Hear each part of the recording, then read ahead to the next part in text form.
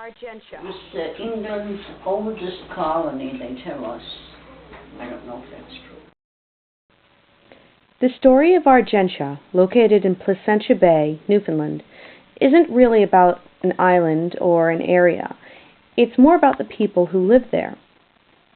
Eileen Houlihan, in her book Argentia Uprooted, wrote about Argentia as though it were an idyllic summer camp. My grandmother and several of my great-aunts tell a different story of Argentia, one of hardship and one of starvation.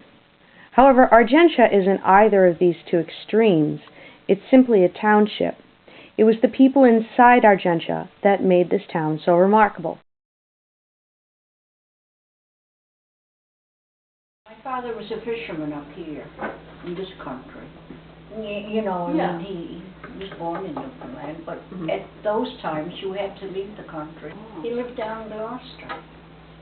But he had a room down there, And then he would go home when the fishing season was over, if it was ever over, but he would, go home. Obviously, he had 9 children. He had to be home. He'd be home sometime.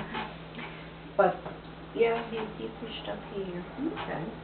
But he did own a fishing boat himself in Argentia, but when the fishing kind of got slow and all that, he came here.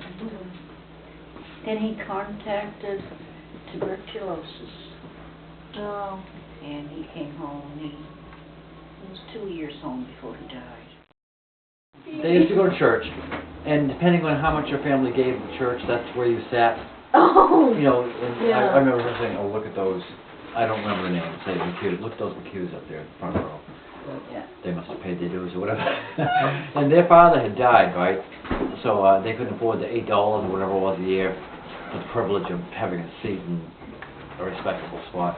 So they used to be standing in the back of the church. Oh, wow. After their father died. Is that kind of sad? My father built that. That's the side of it, I got to let you know. We had a nice big front window, a 3-pane window in the living room. We had a living room, a hallway, and the stairs went up out of the hall. Out that way we had the dining room and the kitchen, and we had a big back porch. That was downstairs. Then you go upstairs, we had 4 bedrooms. No bathrooms. You'd have to see the map of Argentia. We had a big harbor. Argentia was both sides of the harbor, like in the San Marie, So we lived on this side. The church was on that side, over there.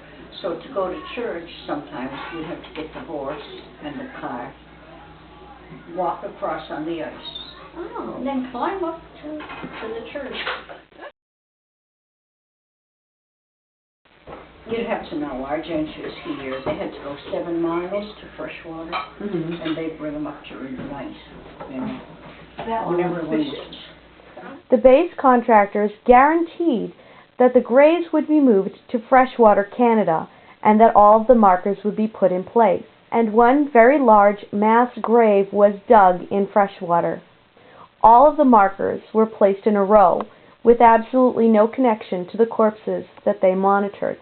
My great-uncles, in the middle of the night, dug up my great-grandparents to make sure that they were buried with the right headstones.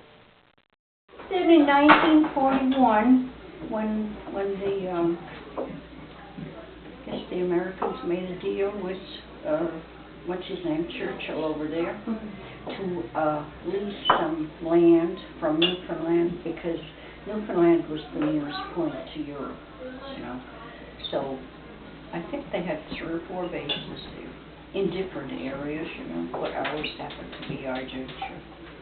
And then when that happened, in came the CBs to build a base, and everyone got paid for their houses and their land, and they moved off. Okay. And they could go wherever they wanted to go, but most people chose to stay together, and they moved 7 miles up the road to a place called Freshwater. I met people from the other side of the harbor that we never met before.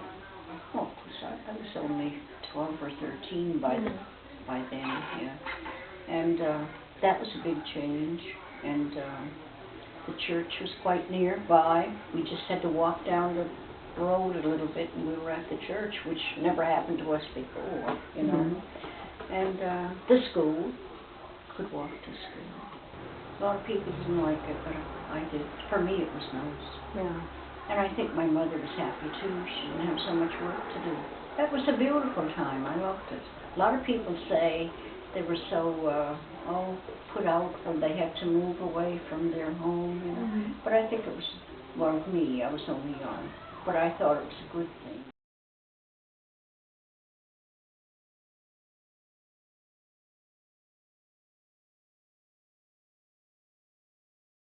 Yeah, thank Newfoundland you. fishermen never learned how to swim. Because it would prolong the agony, he said. Oh my The God. cold ice, yes, really? Oh, I that's guess I right. didn't read that. Because remember the fishing trip, there was a hurricane, he got thrown off the boat Yeah. and figured, okay, I'm going to die. Yeah. And then another wave came and washed him back on the boat, and the guys grabbed him and threw him down underneath, and he didn't die that day. And he says he Wow. never learned how to swim because it would just prolong the agony.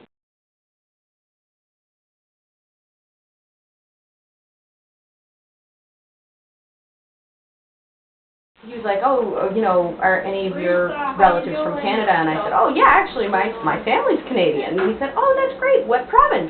And I said, Newfoundland, thinking, who cares? And he actually said, and I quote, oh, that's too bad. I tell you, there's not one Canadian on that continent that has a good thing to say. Do you know what, Newfoundlanders, is this being recorded? No.